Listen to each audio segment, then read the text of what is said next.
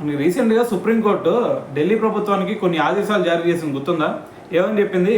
ఒక 8 వారాల్లో వీధి కుక్కలు ఏవైతే ఉన్నాయో వాటన్నిటిని కూడా జనావాసాలకు దూరంగా తీసుకెళ్ళి అక్కడ షెల్టర్ ప్రొవైడ్ చేసి మంచిగా చూసుకోండి అని చెప్పింది కదా. అయితే దీనికి సంబంధించి చాలామంది హీరోయిన్లు రియాక్ట్ అయ్యారు. అదేవిధంగా ఇంకా కొంతమంది డాగ్ లవర్స్ ఎవరైతే ఉంటారో వాళ్ళందరూ కూడా దీనికి ఎగ్నెస్ట్గా ప్రొటెస్ట్ చేయడం జరిగింది. అయితే ఇప్పుడు వీళ్ళందరికీ కౌంటర్గా రామ్ గోపాల్ వర్మ గారు అయితే రియాక్ట్ అవ్వడం జరిగింది. అయితే ఆయన కొన్ని ట్వీట్లు చేశారు.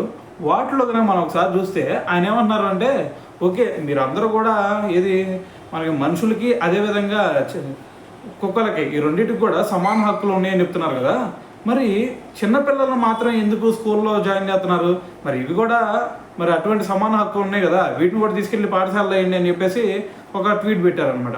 సో దాంతోపాటు ఆయన ఇంకోటి చెప్తుంది ఏంటంటే, మరి మీరు ఏదో వీటిని మీ కుటుంబ సభ్యులు అన్నట్టు ఫీల్ అవుతున్నారు, మరి ఇవి మీ కుటుంబ సభ్యులు అయితే మరి మనుషుల్ని ఎందుకు పెళ్లి చేసుకున్నారు?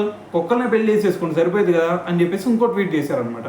సో దాంతోపాటు ఇంకొకటి చెప్తుంది ఏంటంటే ఆయన, ఇప్పుడు వీటికి వీధుల్లో తిరిగి ఇంత ఇబ్బంది పడుతున్నాయి కదా, మరి ఒకసారి మీ ఇంట్లో ఉండే బ్రీడ్ కుక్కలు ఏవైతే ఉంటాయో వాటిని కూడా వీధుల్లోకి వదిలేసేయండి, అవి ఎలా బతుకుతాయో ఒకసారి చూద్దాం. సో మరి వాటి మీద అయితే అంత ప్రేమ ఉంది, మరి వీటి మీద ఎందుకు వదిలేయాలని చెప్తున్నారు? సో దీని గురించి కూడా ఆలోచించాలని చెప్పేసి ఇంకో ట్వీట్ పెట్టారనమాట.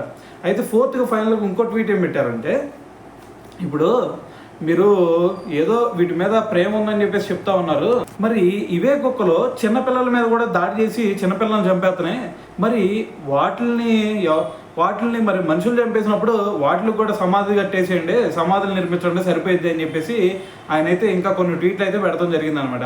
సో ఓవరాల్గా విన్నారు కదా మరి రామ్ గోపాల్ వర్మ గారు చేసిన ఈ ట్వీట్లను బట్టి మరి మీరేమనుకుంటున్నారు అనేది కూడా కింద కామెంట్ చేసేయండి.